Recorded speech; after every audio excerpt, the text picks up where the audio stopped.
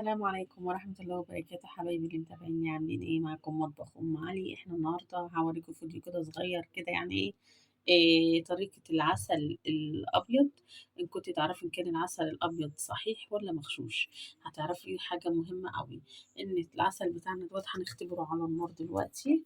هناخد معلقة كده اهو، بس ما تعوجيش الجسم بتاعها من بينك عشان هتحطها على النار.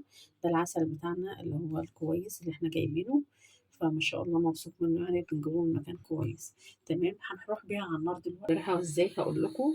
اللون بتاعها ان هي تغلي معانا واللون بتاعها ما يتغيرش. اللون بتاعها لو اتغير تعرفوا ان العسل ده مغشوش وداخل له سكر.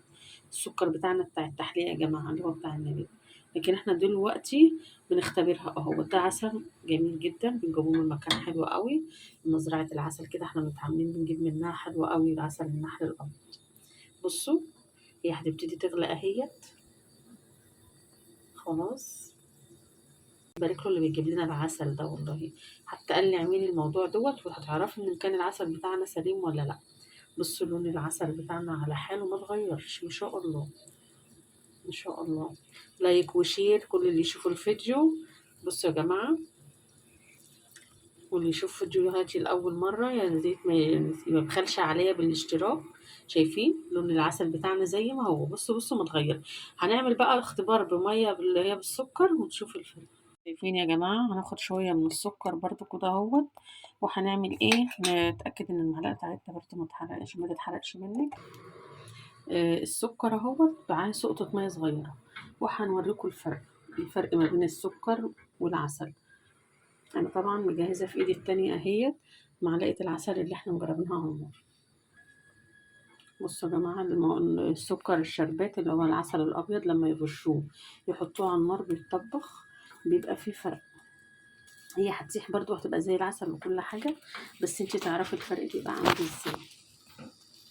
العسل المغشوش بيعملوه كده. شايفين يا جماعة؟ قايم اللون العسلي بتاعه يتحرق ده خلاص كده. بصوا احنا لما حاطينه العسل التاني، بص بدون الفرق. شايفين؟ في بقى بيسيبوه في افتح من كده ويبيعولكوا اكنه عسل ابيض. ماشي، فخدوا بالكم قوي قوي قوي من الموضوع ده. ده السكر اللي سيحناه بالميه، وده السكر ده حطيناه على النار اختبرناه بس وبرده برد وعلى لونه. خلاص، ما تنسوش الحركه دي مهمه قوي، والموضوع ده مهم قوي تاخدوا بالكم منه. واقول لكم ايه، خدوا بالكم قوي من العسل عشان صحكم وصحة أولادكم برضو مهمة، عشان ما تجيبوش الحاجة غالية والآخر تلاقوها مغشوشة.